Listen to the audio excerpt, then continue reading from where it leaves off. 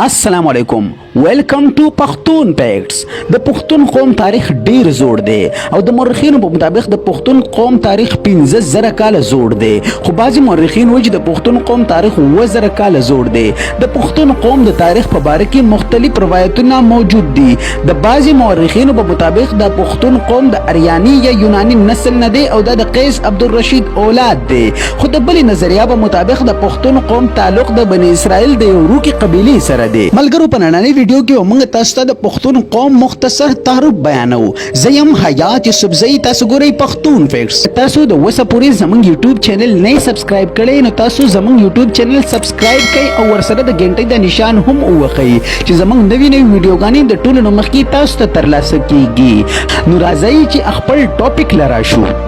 نو څنګه چې موږ تاسو ته وایو چې بعضی مورخین د پښتون قوم تاریخ ته بنی اسرائیل د یوروکي قبیله سره وایي نو د هغو په مطابق کله چې بابل بادشاه بخت نصر په بنی اسرائیل باندې حمله وکړه او په دوی باندې ظلمتاری وکړه نو ډیرو خلکو هجرت وکړو او د غور په غرونو کې آباد شو هم په دغه وجه د افغانستان اخیری بادشاه ظاهر شاه مرحوم دا اقرار کوي چې د هغه تعلق د بنی اسرائیل د بنی یمین قبیله سره دی کوم مورخینو چې پښتون قوم د قیس عبدالرشید اولاد قرار کړی دی نو د هغو په مطابق د پښتون قوم سردار قیس عبدالرشید د حضور صلی الله علیه و آله وسلم په خدمت کې حاضر شو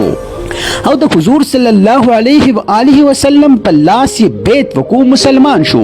قیس عبدالرشید په جنگ کې شرکت وکړو او بے مثاله بهادرۍ سره هغه جنگ فتح حاصل کړه نو حضور صلی الله علیه و آله وسلم د بهادرۍ نه او د فتح نه ډیر زیات خوشاله شو او دلې بتان لقب ورکو لفظ بتان لقب مطلب دا دی هغه مضبوط ترین لرګي کم چې د سمندر په جهازونو کې استعمالېږي او کم چې د سمندر اوبه هم نشي کمزوري کولای نو دا لفظ چې کله برصغیر تراغې نو د بتان نه دا پټان شو دا قوم یعنی پښتون قوم په پوره دنیا کې د غیرتمن قوم په نوم باندې یادېږي د پښتنو روایت د نورو قومونو نه یو جداګانه حیثیت لري هم په دې کې وایي یو څو موږ تاسو ته دلته ذکر کوو چې د پښتون هغه زړه روایت کوم چې وسوم برقرار دي په هغه کې لاول نمبر جرګه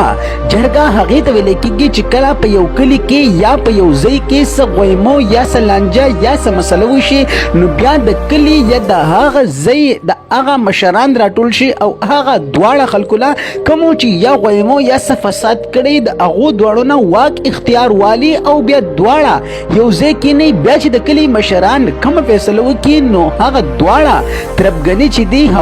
هغه د کلی د مشرانو خبري باندې خا کوي هم دغه تجربه ویل کېږي او بیا د کلی هغه مشران چې څه فیصله وکړي نو دواړه به هغه ته سرکوزي او دواړه به مني په دویم نمبر دا پښتونولي د قبایلی معاشري آئین او دستور دی کوم چې د پښتونولي په معنی کې استعماليږي مثلا د وینې بدلا غستل د پناه غستو ولا لپاره اخري دم پوري ودرېدل او د سپر شوی جیداد د اخري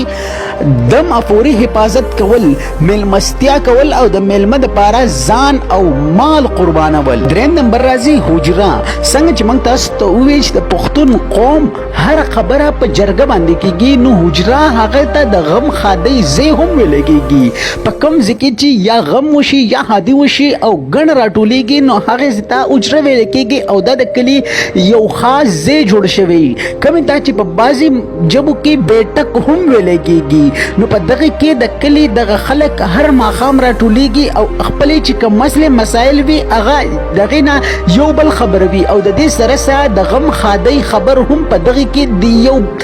د یو بل سره شریک کوي او په حجره کې غټه خاص خبره دادا چې د مشرانو ډیر زیات قدر کیږي دا د پښتنو مختصر تعارف که تاسو زمونږ دغه ویډیو خوښوي تاسو زمونږ ویډیو شیر کړئ او د دې سره سره زمونږ یوټیوب چینل سبسکرایب کړئ چې زمونږ نوې ویډیوګانې تاسو ته ترلاسه کیږي یم حیات یوسفزئی د لوی الله پامان